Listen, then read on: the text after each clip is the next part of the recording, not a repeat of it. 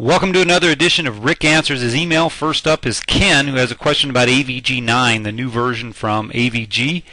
He has some problems with AVG wanting to scan after it does an update. And I think what you're probably seeing, Ken, is a setting that you need to change under Tools and Options in AVG. And I probably have a lot of AVG questions in this week's stack of questions, so I'm just going to quickly hit on some highlights regarding the update to AVG 9. First, go to my website, helpmerick.com. and you just search for AVG 9. That's all I did, AVG 9, and you'll get to this article, how to download, install, and configure AVG. I have all the steps there for you, written out, step by step, 21 steps to update, and a video as well so you can watch all the steps in action. You do not have to uninstall AVG 8.5 before you put the 9 on there. It'll update it for you. You do have to uninstall things like Norton or McAfee or Trend Micro or some of the other antivirus products that are on your system. You do not have to take off things like Malware Bytes, Spybot Search and Destroy, those kinds of products. Those are anti-spyware products, and they can live side by side with AVG just fine. Lastly, if you're having a lot of problems with AVG, go to my website, again, helpmerick.com, search for Microsoft Security or Microsoft Security Essentials. You'll get to this tip. And this is the new free Microsoft Security product that works very well, actually, I have to say. And from all my reading, does protect very well in addition. So I do have step-by-step process on how to download and install it, including the accompanying video so you can watch the process in action. Thanks, Leo, for subscribing to the newsletter, and thanks for being persistent on getting it. I don't know why Comcast is filtering it out, but I appreciate you finding a way around that. And yes, I do have a CCleaner video on my website. Actually, I think a couple of them. So if you just go to the website and just search for CCleaner, you'll find those videos. Thomas brings up a good question I haven't been asked before, but it's about the Panda Cloud Antivirus. Panda is a well-respected company for antivirus products, real heavy, I think, more in the corporate world, and they have a new one. It's been out about a year, maybe a little less than a year, called Panda Cloud, and what it does is a small download from the internet, puts on your computer, and then it interacts totally through the internet to keep your computer safe, and in some ways works very similar to my favorite anti-spam software called CloudMark, where it collects information from everyone using it and then uses that information to protect everybody else. Now, that being said, it still hasn't proven to be as strong or as powerful as standalone antivirus or anti-spyware products, so I don't quite feel comfortable recommending it yet instead of AVG or, as you put here, Microsoft Security Essentials. Here's a question I didn't answer in my first AVG information at the beginning of the video. Sandra has a program called Authentium Antivirus that seems to be on her computer. I think that's one related to some high-speed internet services, like in our city, Bresnan, provide something called Computer Associates. I'm not sure if that's what you have on there or not. But if you don't see an add remove program entry for it to get rid of it, then go to this website, revouninstaller.com. So it's revouninstaller.com, and this is a free product that will help you uninstall troublesome programs that you can't find a uninstall option for. Well, you can do this by going to another computer, downloading the product onto a flash drive or a CD, and then bringing it to your computer. Eve, you can't put labels in alphabetical order unless you know how to do the mail merge, and you have a separate database for your mailing labels that you can then sort before importing them in to Microsoft Word. Boyd, Microsoft has taken Outlook Express and what was known as Windows Mail and Windows Vista out of the new Windows 7. So you do have to either use their Live Essential program, which I'm not real thrilled about, or you can download a product called Thunderbird by going to Mozilla.com, M-O-Z-I-L-L-A, Mozilla.com. Click Products up here, and then you'll see that the sister program to Firefox is called Thunderbird, and it's a very good email program, works extremely similarly to Outlook Express. I don't think you'll have much problems with it.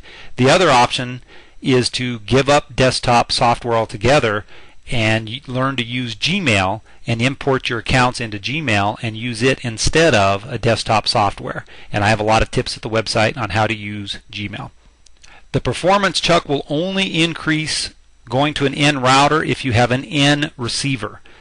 N is the new higher speed wireless format, but you have to have an N receiver on your computer in order to take advantage of that. Sandra, Java is a necessary program on your computer for some desktop applications, but for a lot of internet websites. If you want to clean things up, you could go through and remove all of the Java entries and then go to java.com and download the most recent one to get it back on your system. However, in the long run, a half of a gigabyte of saved space isn't going to make a big difference on a 40 gigabyte hard drive, and if you're that close to being full on that hard drive, you need to think about upgrading that hard drive instead of cleaning out and just keeping a little bit open.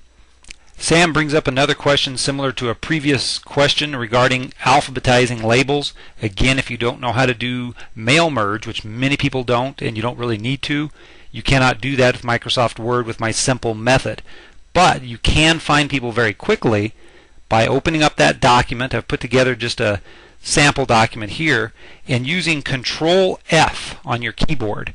Control plus F is in Frank, and when you do that, you're going to bring up a Find dialog box, and watch what this does. If I have a long list of names, they're not in alphabetical order, and I want to find Amy, I can type in Amy, and it immediately brings me to that entry. If I have more than one person, I can type in a last name and get immediately to that person. So for me, the lack of the ability to alphabetize a list, particularly in my easy approach to labels, is a moot point because the Control F technique works so quickly and so well.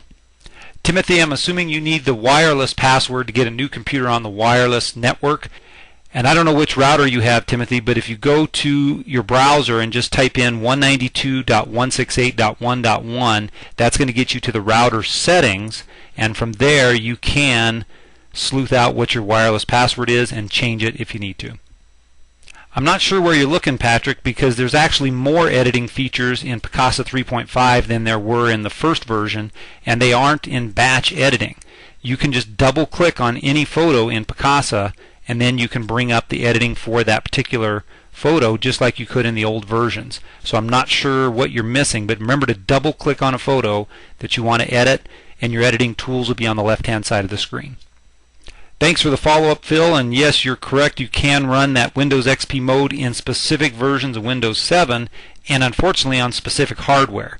I bought the Windows 7 Professional so I could try out the XP mode, but it didn't work on my hardware. I'm going to have to use a free virtual machine manager anyway, and I wasted an extra probably 60 or 80 bucks.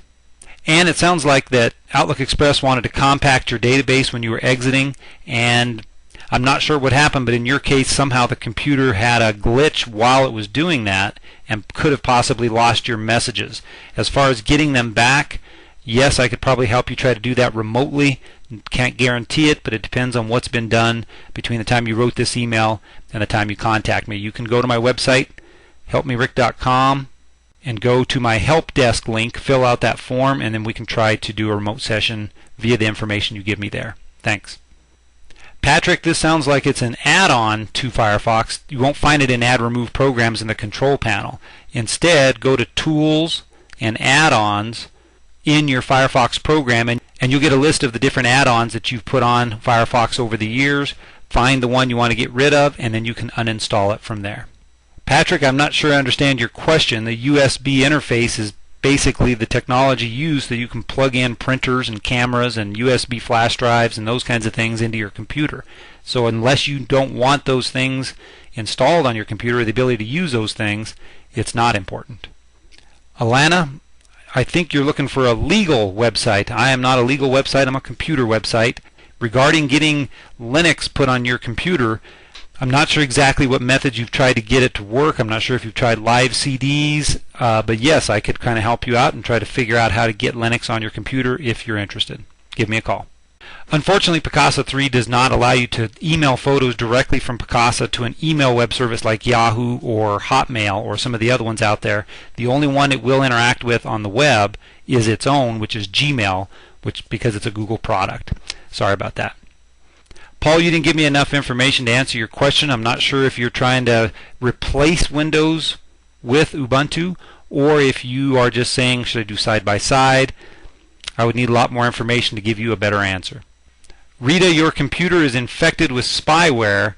You need to find someone who can help you get the spyware off of your system so you can get things back up and running smoothly. May involve reformatting the computer and starting over.